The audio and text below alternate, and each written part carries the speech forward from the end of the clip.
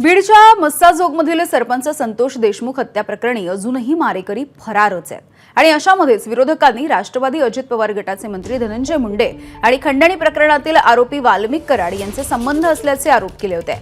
आता या प्रकरणामध्ये सामाजिक कार्यकर्त्या अंजली दमानिया यांनी उडी घेतली आहे। धनंजय मुंडे आणि वाल्मिक कराड यांच्या नावावरती असलेल्या जमिनीचा पुरावाच अंजली दमानिया यांनी समोर आणलेला आहे।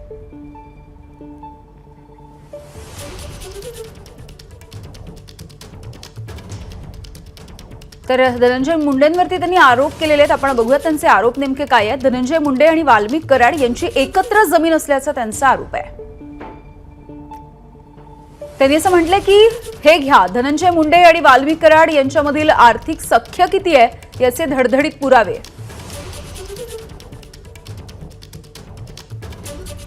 कंपनी एकत्र, जमीन एकत्र। जगमित्र शुगर्सचे 6 सातबारे मी डिजिटली डाउनलोड केले आहेत। 3554 गुंठे जमीन, 88 एकर 34 गुंठे।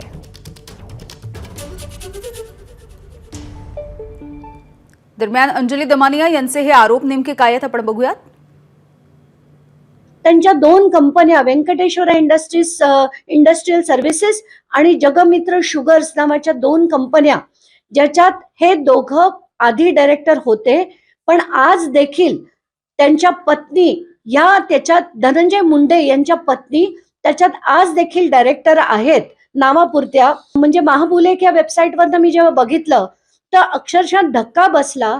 मग मी हे 7 जे आहेत ते डिजिटली डाउनलोड केले आणि बघितलंय की त्याच्यात दोघंही आपले धनंजय मुंडे आणि वाल्मिक कराड हे दोघंही त्याच्यात डायरेक्टर्स आहेत आणि त्या दोघांचीही नावं त्या 7 88 एकरवर आहे।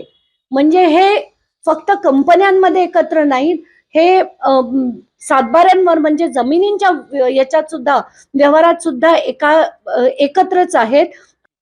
कालच संध्याकाळी मी पंकजा मुंडेंना मेसेज पाठवण्याचा प्रयत्न केला की तुम्ही गप्प का, तुम्ही एक मंत्री आहात बीडच्या आणि आजपर्यंत बीडमध्ये एवढी मोठी घटना घडली आणि ज्या व्यक्तीविरुद्ध तुम्ही भगवानगडावरनं बोलला होतात तो व्यक्ती सुद्धा खंडणीच्या आरोपात तर सरळ सरळ दिसतोय। त्या व्यतिरिक्त ह्या संतोष देशमुखांच्या खुंडामध्ये सुद्धा त्याचा हात आहे की नाही याच्यावर तुम्ही चकार शब्द सुद्धा का काढू नये। एबीपी माझा, उघडा डोळे बघा नीट।